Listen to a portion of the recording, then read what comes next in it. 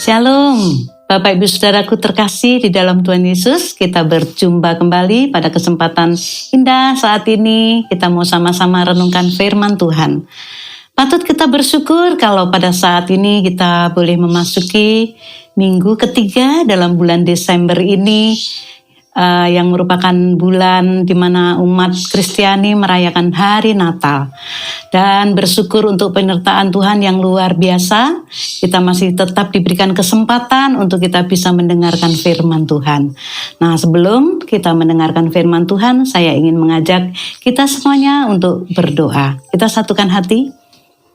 Bapa Surgawi, kami bersyukur untuk waktu yang indah yang Tuhan berikan pada kesempatan ini Tuhan. Kami mau mendengarkan firman-Mu, biarlah Tuhan Engkau menguduskan seluruh keberadaan kami, agar kami boleh layak untuk mendengar firman Tuhan, dan layak untuk menerima berkat-berkat-Mu Tuhan. Hamba-Mu dengan segala keterbatasannya, Tuhan kiranya sembunyikan di balik salib-Mu, agar kemuliaan-Mu saja yang nampak di tengah-tengah kami. Urapi hamba-Mu dan penuhi hamba-Mu dengan hikmat marifat-Mu, sehingga berkat firman Tuhan tidak berlalu atas setiap kami semua yang mendengarkan pada kesempatan ini boleh diberkati. Terima kasih Tuhan Yesus, kami mau sambut firman-Mu hanya di dalam nama Tuhan Yesus. Haleluya, amin. Firman Tuhan yang akan saya sampaikan pada kesempatan hari ini, saya akan berikan tema bagaimana cara kita mengasihi Allah. Firman Tuhan di dalam 1 Yohanes 3 ayat 18, di sana dikatakan, anak-anakku, marilah kita mengasihi bukan dengan perkataan atau lidah, tetapi dengan perbuatan dan dalam kebenaran. Bapak, Ibu, Saudaraku yang terkasih, semua pengikut Kristus ingin mengasihi Allah, tetapi tidak semua orang berhasil melakukannya. Mengasihi Allah adalah sebuah perintah dan merupakan kewajiban yang harus ditaati dengan segenap hati. Di Ulangan 6 ayat 5-6 di sana firman Tuhan dikatakan, kasihilah Tuhan Allahmu dengan segenap hatimu dan dengan segenap jiwamu dan dengan segenap kekuatanmu. Apa yang kuperintahkan kepadamu pada hari ini haruslah engkau perhatikan. Nah, Bapak Ibu Saudaraku, bagaimanakah cara kita mengasihi Allah? Tadi temanya bagaimana cara kita mengasihi Allah. Nah, mari kita perhatikan beberapa poin di mana kita tahu cara untuk mengasihi Allah, yaitu yang pertama, mengasihi sesama. Kita sering mendengar ya, orang berkata, saya ingin sekali menolong orang lain. Memiliki keinginan untuk menolong tentu adalah hal yang baik. Tapi selama keinginan itu masih tetap keinginan, itu tidak akan merubah apa-apa. Kasih bukan sekedar ingin mengasihi, tapi benar-benar melakukan tindakan mengasihi. Kasih bukan sekedar konsep atau teori. Jika bicara soal kasih sebagai konsep, ini adalah hal yang bersifat universal. Semua orang di dunia tahu bahwa mengasihi adalah hal yang baik. Tapi tahu tentang kasih bukan berarti sudah mempraktekkan kasih, bukan? Dalam 1 Yohanes 3 ayat 18 yang tadi kita baca, tadi dikatakan, anak-anakku, marilah kita mengasihi bukan dengan perkataan atau dengan lidah, tetapi dengan perbuatan dan dalam kebenaran. Kasih harus diwujudkan dalam tindakan nyata, Bapak Saudara. Natal merupakan ekspresi kasih Allah yang diwujudkan secara nyata. Kristus adalah Tuhan, tapi tidak menganggap kesetaraannya dengan Allah itu sebagai milik yang harus dipertahankan. Melainkan dia mau turun ke dunia dan mengambil rupa sebagai hamba untuk menyelamatkan manusia dari dosa. Nah, di hari Natal seperti yang kita sering mendengar tentang kasih, di bulan-bulan ini kita benar-benar mewujudkan kasih itu kepada Tuhan dan kepada sesama, Bapak Saudara. Natal adalah momen berbagi kasih.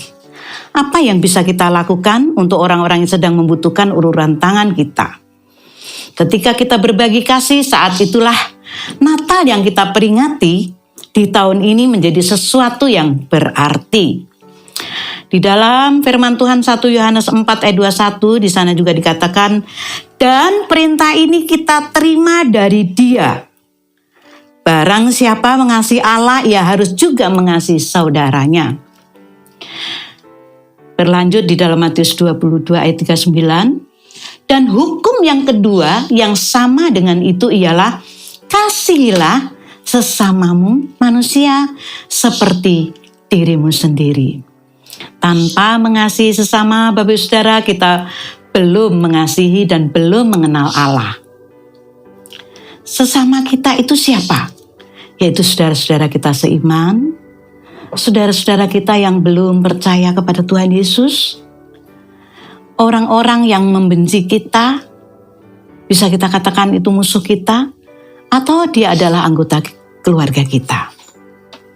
Karena itu perlunya kita mewujudkan kasih yang nyata kepada saudara-saudara kita ini. Di hari Natal, di hari di mana kita memperingati kelahiran Tuhan Yesus, di mana Tuhan Yesus sudah menyatakan kasih-Nya secara nyata. Nah, kita sebagai pengikutnya juga harus membuktikan atau menyatakan kasih Tuhan itu kepada sesama kita. Yang kedua, Bapak Ibu Saudaraku, taat melakukan perintah Allah. 1 Yohanes 5 ayat 2, firman Tuhan mengatakan, inilah tandanya bahwa kita mengasihi anak-anak Allah, yaitu apabila kita mengasihi Allah serta melakukan perintah-perintahnya. Orang yang mengasihi Allah, Bapak Saudara, itu pasti taat pada perintahnya. Ya, ini indikasinya orang yang mengasihi Allah. Dia akan taat melakukan firman Tuhan, melakukan perintahnya, melakukan hukum-hukum Tuhan. Banyak kalau ditanya orang selalu jawabannya misalnya, apakah saudara mengasihi Allah? Apakah saudara mengasihi Tuhan Yesus? Pasti jawabannya mengasihi. Yes, saya mengasihi Tuhan. Ya, namun kenyataannya Bapak Saudara, dia bilang mengasihi Tuhan, tapi gaya hidupnya, cara hidupnya tidak menunjukkan bahwa dia itu taat terhadap firman-Nya. Misalnya mereka masih hidup di dalam kedagingan. Hawa nafsunya masih kelihatan menonjol dibanding kehidupan rohani yang sungguh-sungguh mengasihi Tuhan. Ya, seperti menipu jalan terus, ya, menggosip jalan terus, pemarah, iri hati, dan suka melukai hati sesamanya masih saja juga dikerjakan. Nah, ini membuktikan bahwa dia belum sungguh-sungguh mentaati firman Tuhan. Dan artinya juga belum sungguh-sungguh mengasihi Tuhan. Orang yang sungguh-sungguh mengasihi Tuhan dikatakan akan taat terhadap firman-Nya. Dan pastinya dia tidak akan hidup menurut hawa nafsu kedagingannya. Apa yang kita dapatkan Bapak Saudara kalau kita mengasihi Tuhan? Kalau kita mengasihi Allah, apa yang akan kita terima? Yaitu yang pertama, Allah akan turut mendatangkan kebaikan bagi kita dalam segala hal. Di dalam Roma 8 ayat 28 di sana dikatakan, kita tahu sekarang bahwa Allah turut bekerja dalam segala sesuatu untuk mendatangkan kebaikan bagi mereka yang mengasihi Dia, yaitu bagi mereka yang terpanggil sesuai dengan rencana Allah. Ada satu kesaksian Bapak Saudara, ini saya mengambil kesaksian atau pengalaman dari diri saya sendiri ya. Beberapa tahun yang silam, ketika ketiga putri saya masih sekolah, masih perlu banyak biaya ya. Jarak mereka itu setiap anak lahirannya adalah 3 tahun. Jadi sudah bisa dipastikan kalau yang satu mau masuk SMP, yang satu juga akan masuk SMA, yang satunya lagi yang paling besar pasti akan mulai kuliah. Dan disinilah kami sangat bergumul karena kami pasti memerlukan dana yang besar untuk biaya uang pangkal mereka, ya. Tapi saya percaya kepada Tuhan bahwa Tuhan pasti menolong, Tuhan pasti menyediakan. Kami sudah berdoa dan berusaha dan Tuhan yang menyatakan itu.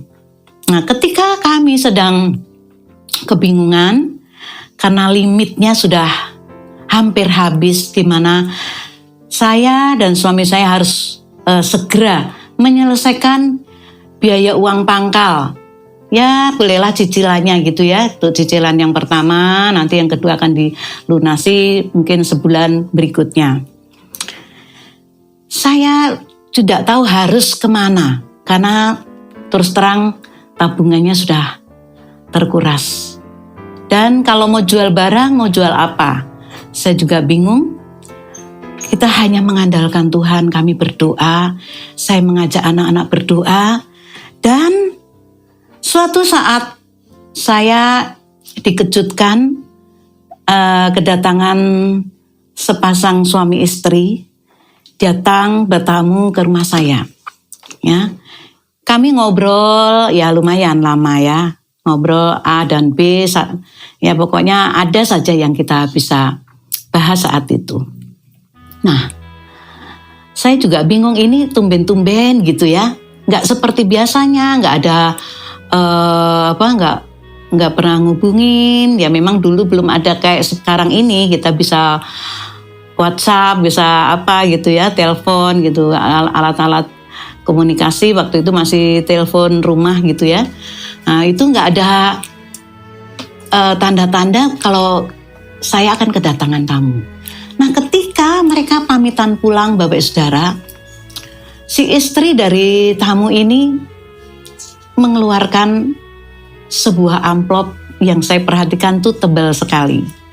Nah ketika pulang bersalaman, lalu mereka katakan, ini sedikit berkat Tuhan. Saya dapat berkat karena saya habis menjual tanah. Wah luar biasa ya. Saya mengucap syukur, berterima kasih, tak henti-hentinya. Dan ketika sepasang keluarga ini meninggalkan tempat kami, pulang, suami istri ini, saya berdua sama suami masuk ke kamar. Sebelum membuka, kami berdua berdoa. Dan ketika kami membuka isi amplop itu, lumayan banyak isinya. Pada waktu tahun itu sangat, buat saya itu sangat besar sekali. Ternyata berkat yang saya terima itu mencukupi untuk membiayai uang pangkal buat ketiga putri saya. Walaupun ya memang dibagi-bagi, nggak full semua lunas dari mereka itu ya. Jadi yang penting tahap pertama sudah ada jalan keluar yang Tuhan berikan. Nah ini sungguh tidak disangka-sangka Bapak Saudara. Inilah berkat Tuhan yang kadangkali kita tidak pernah tahu. Ya, Tuhan itu Allah yang peduli, yang menyediakan setiap keperluan kita. Memang hidup saya itu saya katakan pas-pasan. Maksudnya gini, pas saya membutuhkan, pas ada gitu ya. Pas saya memerlukan sesuatu, membutuhkan sesuatu, pas datang berkat Tuhan. Seperti pengalaman yang saya alami pada saat ini. Luar biasa. Karena itu Bapak Ibu Saudaraku yang terkasih, jangan berhenti mengasihi Allah kita. Karena Allah kita itu, jika kita mengasihi Tuhan, Dia akan terlebih juga mengasihi dan memperhatikan kita. Nah, yang kedua, apa yang kita dapatkan bila mengasihi Allah? Yaitu Allah menyediakan semua hal yang di luar nalar dan kemampuan kita. Di dalam 1 Korintus 2 ayat 9, Bapak Saudara, di sana dikatakan, apa yang tidak pernah dilihat oleh mata dan tidak pernah didengar oleh telinga dan yang tidak pernah timbul di dalam hati manusia, semua disediakan Allah untuk mereka yang mengasihi Dia. Saya mau mengangkat lagi satu kesaksian.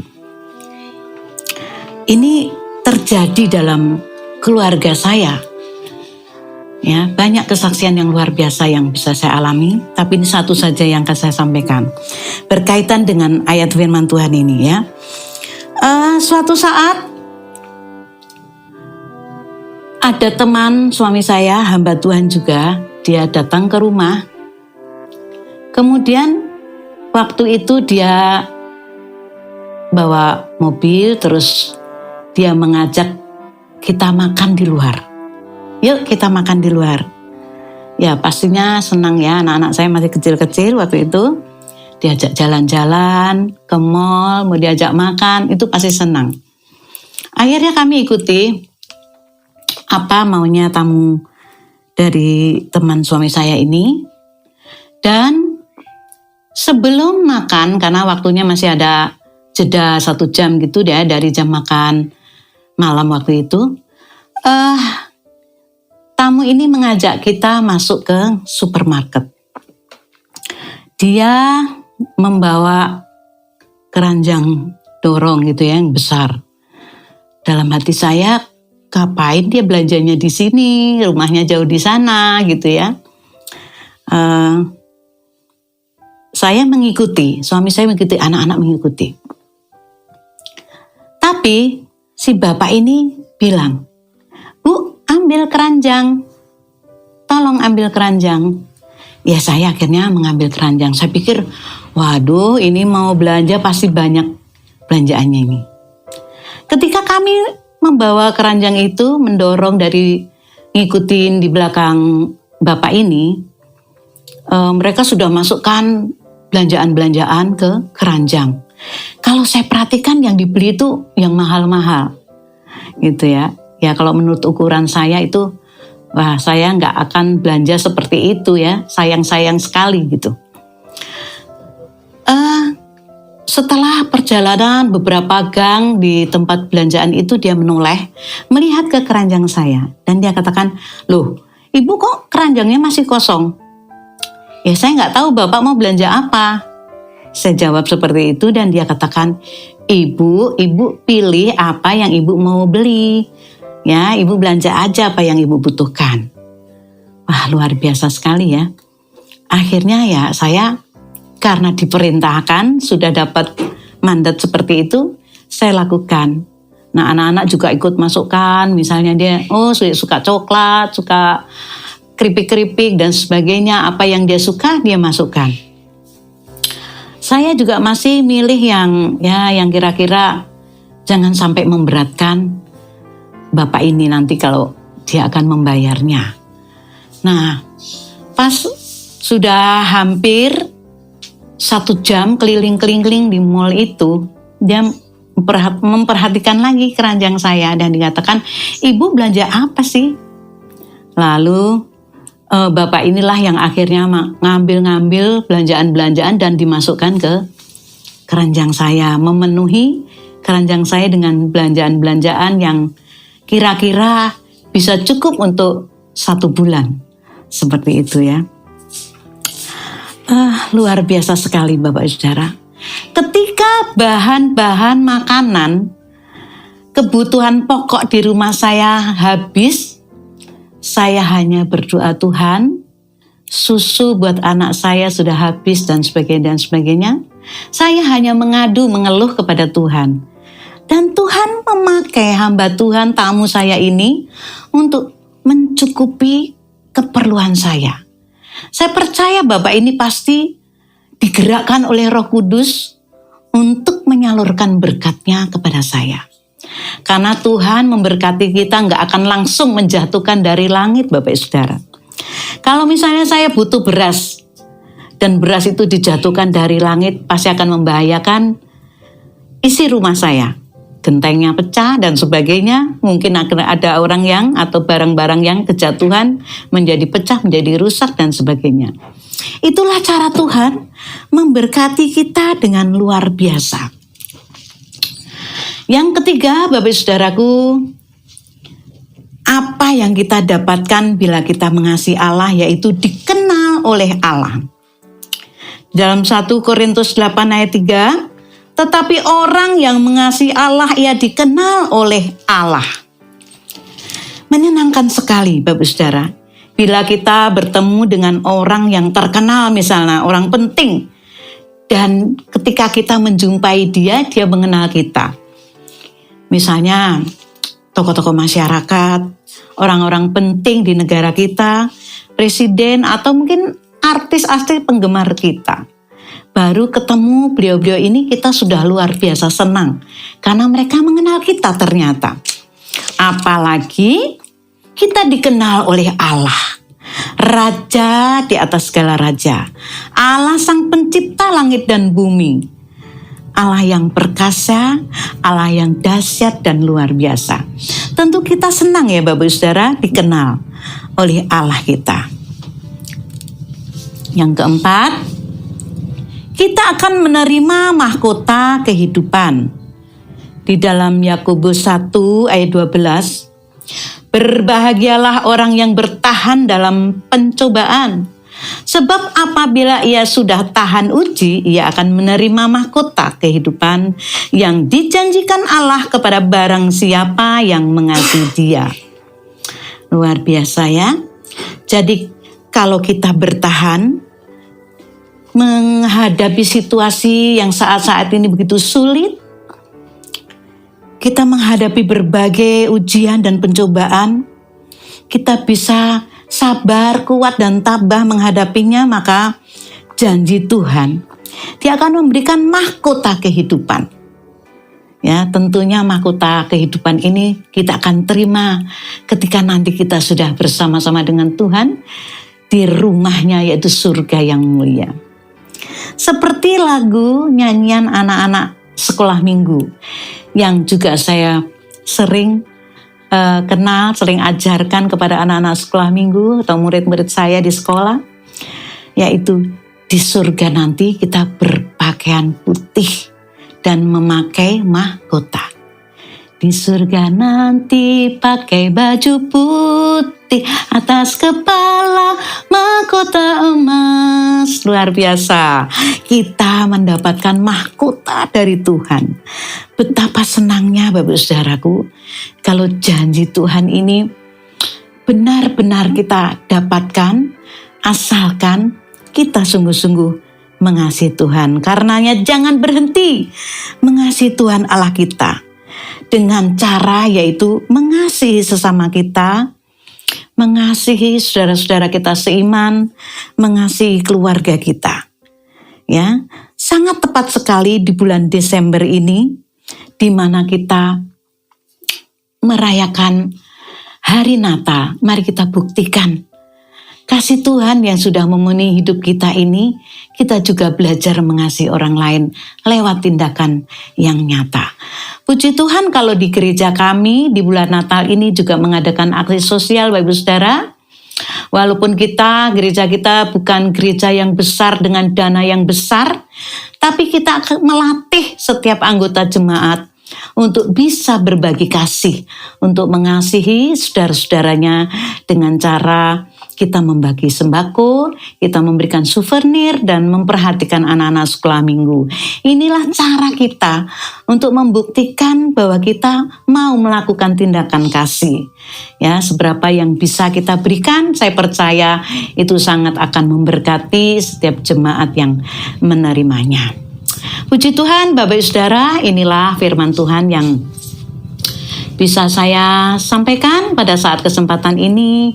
Tuhan Yesus memberkati kita, dan marilah kita mau belajar menjadi pelaku-pelaku dari firman Tuhan, menyatakan kasih kita dengan tindakan yang nyata kepada saudara-saudara kita.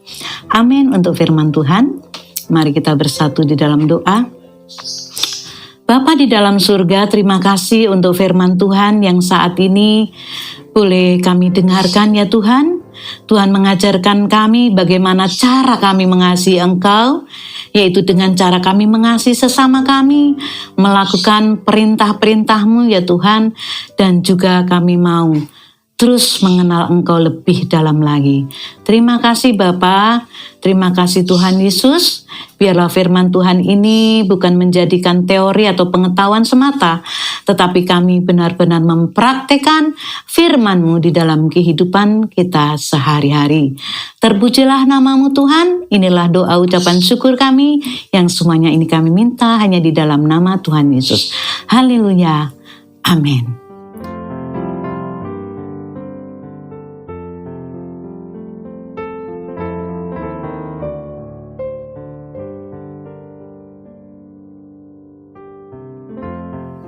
Puji Tuhan Bapak Saudara, pada saat ini kita sudah mendengarkan firman Tuhan.